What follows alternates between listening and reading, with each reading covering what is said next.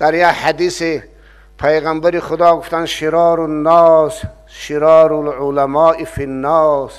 خواهید که بدترین آدم ها را من به شما بفهمانم کیست؟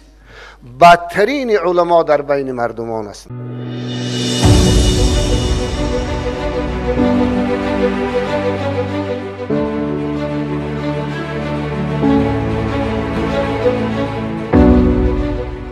در آیت دیگری که ببینید خداوند علماهایی که به مقتضای علمشان عمل نمی کنند، فرق ندارد اون عالم از جنس مرد است یا از جنس زن، تفاوت ندارد.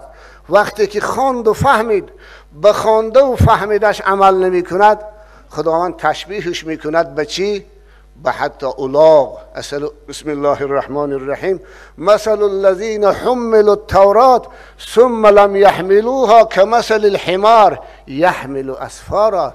این هم در شأن علما هست. آره در شأن علمای یهود است، ولی حکمش عام است، شامل علمای اسلام هم می شود. همون عالمهایی که مانند علمای یهود رفتار نمودن، اونها هم در ضمن این آیه مبارکه داخل می شوند. بنابراین علم دین خصوصا به دست گرفتن، بر ذمه گرفتن خیلی مسئولیت سنگین دارد. از این خاطر ببینید بدترین انسان ها بدترین علما بودند. چرا؟ زیرا یک انسان اگر بدرفتار باشد، بدرفتاری او فقط ضرر بر جان خودش میرسد، اما خدا نکرده یک عالم منحرف شد، زیان او، بدرفتاری او میتواند جامعه را فاسد بکند، بر جامعه ضرر برساند. از این خاطر در یک حدیث دیگر که این روایت ابولیث سمرقندی در بستان العارفین شان میفرمایند العلماء امناء الرسول ما لم یخالط السلطان ولم یدخلوا فی الدنیا.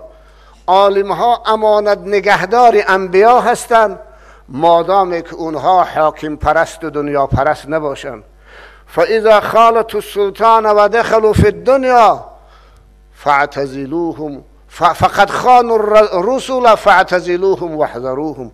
وقتی کدام عالمی که حاکم پرست شد، منصب پرست شد، دنیا پرست شد، خلاصه دنبال این چیزها رفت و به خاطر این چیزها دیگر حقیقت علمی را، حقایق علمی را به مردم نگفت و پوشانید یا سکوت اختیار کرد.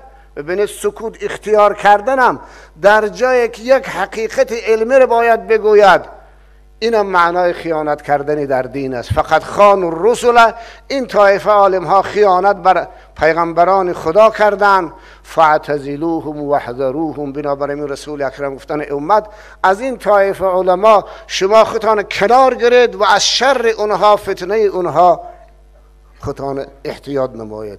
از این خاطر به علمای که خصوصا علمای دین که میراث گرانبهای پیغمبر خدا را بر دوش گرفتید، خواهش میکنم که اون چنانه که دین از شما طلب دارد، علم دین از شما طلب دارد، خدا و رسول از شما طلب دارد، با او عمل کنید، عالم حق گوی و حق تلاش باشید.